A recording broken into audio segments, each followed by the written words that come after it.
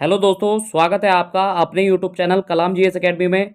प्यारे दोस्तों, आज की इस वीडियो में हम अपने एक महत्वपूर्ण टॉपिक अक्षांश और देशांतरों को डिस्कस करेंगे। तो दोस्तों, ये टॉपिक आपकी सभी आगामी परीक्षाओं के लिए काफ़ी महत्वपूर्ण होगा। प्यारे दोस्तों, अक्षांश और देशांतरों में सबसे पहले कुछ बेसिक बातें हम जान लेते हैं। देखिए, यदि ग्लोब में बात करें तो ग्लोब में हमारी जो क्षैतिज रेखाएं खिंची हुई होती हैं, इन रेखाओं को दोस्तों हम अक्षांश के नाम से जानते हैं। जबकि हमारी लंबवत रेखाएं जो खिंची होती हैं, जो कि उत्तर से दक्षिण की ओर जाती हैं, इन्हें हम देशांतरों के नाम से पुकारते हैं। प्यारे दोस्तों, अगर हम पूरे ग्लोब में बात करें तो ये सभी रेखाएं काल्पनिक हैं और वास्तव में ये रेखाएं नहीं होती हैं। तो फिर इन रेखाओं को आखिरकार खींचा क्यों गया है? तो दोस्तों देखिए, देशांतरों की अगर बात करें तो देशांतर जो लाइनें हैं ये मुख्यतः समय का निर्धारण करने के लिए खींची गई हैं। तो दोस्तों, हम जैसे कि देखते हैं कि भारत का समय, अमेरिका का समय, ब्रिटेन का समय सभी देशों का अलग अलग होता है। तो इन देशों के समय को निर्धारित करने के लिए इन देशांतर लाइनों को खींचा गया है। वैसे ही दोस्तों, सभी देशों की जलवायु को निर्धारित करने के लिए या किसी क्षेत्र की जलवायु को बताने के लिए अक्षांश लाइनें काफ़ी महत्वपूर्ण होती हैं। देखिए, ग्लोब में अगर बात करें, कुल अक्षांश लाइनों की संख्या कितनी है या देशांतर लाइनों की संख्या कितनी है?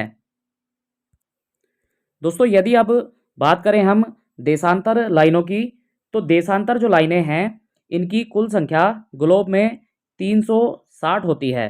और दोस्तों, मैं अगर वन साइड बात करूं तो देखिए, एक साइड में हम बात अगर करें तो देखिए, जो हमारा पश्चिमी गोलार्ध है, पश्चिमी गोलार्ध और पूर्वी गोलार्ध दोनों साइडों में कुल मिलाकर के 180 देशांतर दोस्तों होते हैं। तो प्यारे दोस्तों, इसी तरह से यदि अगर हम अक्षांशों की बात करें तो भूमध्य रेखा से दोस्तों ऊपर की ओर जो उत्तरी गोलार्ध है, इसमें हमारे कुल मिलाकर के 90 अक्षांश होते हैं और दक्षिणी गोलार्ध में भी अक्षांशों की संख्या 90 होती है। दोस्तों, अगर ग्लोब में कुल अक्षांशों की बात करें तो इनकी कुल संख्या 181 होती है, क्योंकि इसमें एक भूमध्य रेखा भी शामिल है।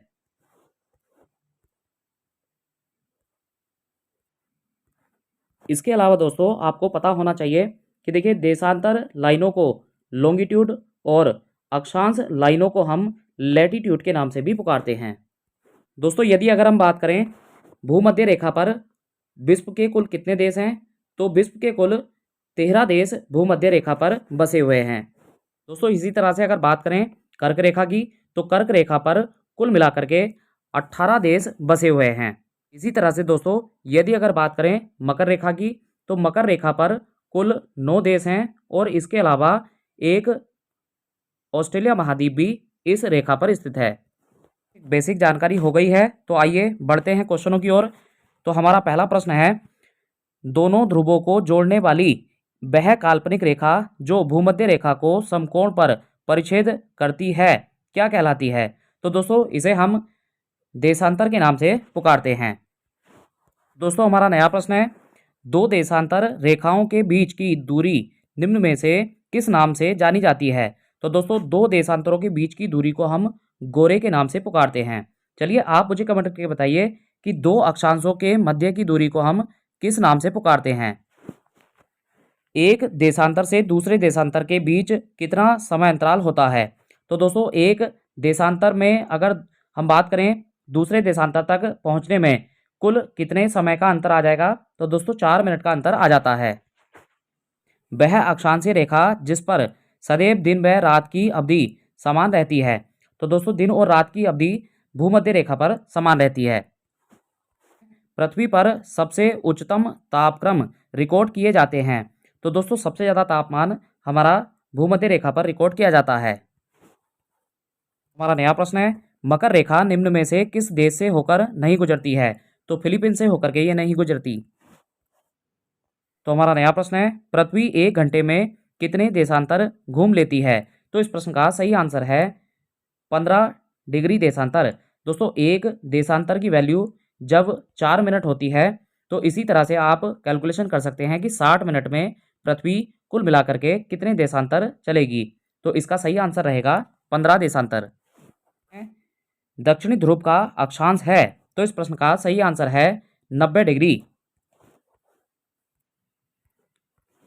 तो हमारा नया प्रश्न है, निम्न में से किस देश के समूह से भूमध्य रेखा गुजरती है? तो इस प्रश्न का सही आंसर है कोलंबिया, केनिया तथा इंडोनेशिया। निम्न में से किसका मिलान गलत किया गया है? तो दोस्तों यदि बात करें कर्क रेखा की, तो देखिए कर्क रेखा 23.5 डिग्री उत्तरी अक्षांश पर होती है। मकर रेखा की बात करें तो ये 23.5 डिग्री दक्षिणी अक्षांश पर होती है। तो इस तरह से ये गलत हो गया है। और इसी तरह से अगर हम बात करें अंतर्राष्ट्रीय तिथि रेखा की, तो ये 180 डिग्री देशांतर पर होती है, तो फिर ये भी गलत है। और दक्षिणी ध्रुव व्रत की बात करें तो ये 66.5 डिग्री दक्षिणी अक्षांश की ओर होता है। तो दोस्तों इस तरह से हमारा आंसर रहेगा दूसरा और तीसरा। तो हमारा नया प्रश्न है, भूमध्य रेखा से उत्तर या दक्षिण की दिए गए स्थान की कोणीय दूरी क्या कहलाती है? तो दोस्तों इसे हम अक्षांश के नाम से पुकारते हैं। तो हमारा नया प्रश्न है, निम्नलिखित में से कौन सा बृहद व्रत का उदाहरण है? तो दोस्तों ग्रेट सर्किल कौन सा होता है? भूमध्य रेखा ग्रेट सर्किल होता है। तो हमारा नया प्रश्न है, ट्रॉपिक ऑफ कैंसर निम्न में से क्या है? तो दोस्तों ट्रॉपिक ऑफ कैंसर या कर्क रेखा की बात करें तो ये 23.5 डिग्री उत्तरी अक्षांश की ओर होती है। तो हमारा नया प्रश्न है, ध्रुवों की तरफ जाने पर अक्षांश रेखाओं के व्यास की प्रकृति कैसी होगी? तो दोस्तों इस प्रश्न का सही आंसर है घटती है। देखिए अगर हम बात करें अक्षांश रेखाओं में, तो अक्षांश रेखाएं मिडिल में सबसे बड़ी होंगी। इसी तरह से धीरे धीरे ये अक्षांश रेखाएं घटती जाएंगी और ध्रुव पर आकर के ये बिल्कुल शून्य हो जाती हैं। प्रश्न है, सूची 1 को सूची 2 से सुमेलित कीजिए। दोस्तों देखिए अगर बात करें भूमध्य रेखा की, तो भूमध्य रेखा 0 डिग्री अक्षांश पर होती है। उसी तरह से हम बात करें कर्क रेखा की, तो कर्क रेखा ये हमारी 23.5 डिग्री उत्तरी अक्षांश की ओर होती है। तो देखिए अगर इन दोनों के आधार पर बात करें तो विकल्प बी हमारा सही होगा। नगरों में से कौन सा एक भूमध्य रेखा के सर्वाधिक निकट है? तो सिंगापुर सबसे ज्यादा निकट है। सो पर विचार कीजिए, ऑस्ट्रेलिया, नामीबिया, ब्राजील और चिली उपरोक्त में से किन किन से होकर मकर रेखा गुजरती है? दोस्तों ये सभी के सभी उदाहरण ऐसे हैं जहां से होकर के मकर रेखा गुजरती है।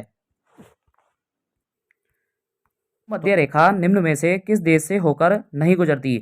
तो दोस्तों इस प्रश्न का सही आंसर है मैक्सिको। तो चलिए आप मुझे कमेंट करके बताइए कि मैक्सिको किस महाद्वीप के अंतर्गत आता है?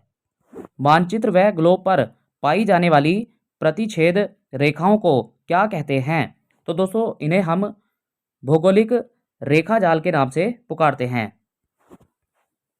वीडियो में हमारा अंतिम प्रश्न है, 49 डिग्री नॉर्थ अक्षांश किस किस के बीच सीमांकन करता है? तो दोस्तों 49 डिग्री उत्तरी अक्षांश की अगर बात करें तो ये अमेरिका और कनाडा के मध्य सीमा रेखा बनाने का कार्य करता है। और दोस्तों इसे दुनिया की सबसे लंबी शांति रेखा भी कहते हैं।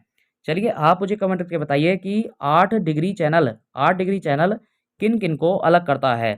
दोस्तों ये वीडियो आपको कैसा लगा कमेंट करके जरूर बताएं। वीडियो को अंत तक देखने के लिए आप सभी का धन्यवाद।